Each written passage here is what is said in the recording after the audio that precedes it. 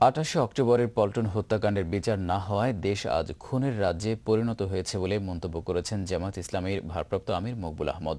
দিনটি উপলক্ষে রাজধানীর আলফালা মিলনায়তনে শহীদ পরিবারগুলোর সাথে এক মতবিনিময় অনুষ্ঠানে তিনি একথা বলেন। এ সময় খুনিদের বিচারের দাবি জানান বক্তারা। কুতুবুদ্দিনের ক্যামেরায় বিস্তারিত এইচ.এম. নাহিয়ানের রিপোর্টে। ২০০৬ সালের ২৮ অক্টোবর ৪ দলীয় জোট সরকার ক্ষমতা হস্তান্তরের পরপরই ঢাকার রাজপথে ঘটে এদেশের ইতিহাসের ঘৃণ্যতম নৃশংস ঘটনা। প্রকাশ্যে পিটিয়ে হত্যা করা হয় বেশ কয়েকজনকে।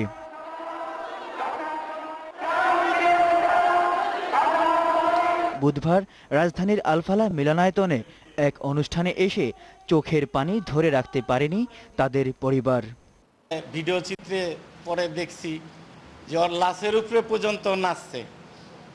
কি অপরাধ করছিল আমার সন্তান? বাইতুল মুকাররম মসজিদ থেকে জোহর নামাজ পড়া গেটে বাইরে ওর সাথে সাথে আমার সন্তানকে ধরে নিয়া ৩ জায়গায় পিটাইছে, মৃত্যু নিশ্চিত কইরা তার লাশের উপরে নাচছে। দেখতে দেখতে 4টা বছর পার হয়ে গেল। প্রতিটা বছর ২৮ অক্টোবর আসে, আমাদের সেই সন্তানেরা কষ্ট যেন নতুন করে বাড়িয়ে দেয়। সেই স্মৃতি কথা মনে উঠলে পরে আরো বেশি কষ্ট পাই। এই সময় ২৮ অক্টোবরের বর্বরচিত হত্যাকাণ্ডের বিচার দাবি করেন জামাত নেতারা। সরাসরি দেখা গেল অমুককে হত্যা করেছে, ভিডিওতে তার ফুটেজ আছে, ছবি আছে, তার বিচার হচ্ছে না। বিচার কি এইভাবে চলে যাবে? অবশ্যই আল্লাহ তাআলা একদিন বিচার করবেন। আমরা এই দুনিয়ায়ও আইনের দাবি অনুযায়ী ওই বিচার চাই। দলের ভারপ্রাপ্ত সেক্রেটারি বলেন, বর্তমান সরকারের নির্দেশেই সেদিনের হত্যাকাণ্ড ঘটেছিল।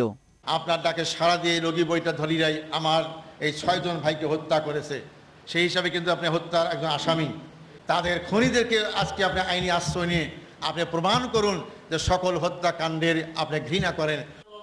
এদিকে ২৮ অক্টোবরের নিহতদের স্মরণে বিকেলে আলফালা মিলনায়তনে আলোচনা সভার আয়োজন করে বাংলাদেশ ইসলামী ছাত্র শিবির। এ সময় দোষীদের দৃষ্টান্তমূলক শাস্তি দাবি করেন ইসলামী ছাত্র শিবিরের নেতাকর্মীরা। একটি গণতান্ত্রিক দেশে এই নৃশংসতার পুনরাবৃত্তি ঘটবে না, এমন প্রত্যাশা সবার। এইচ.এম. নাহিয়ান, দিগন্ত টেলিভিশন, ঢাকা।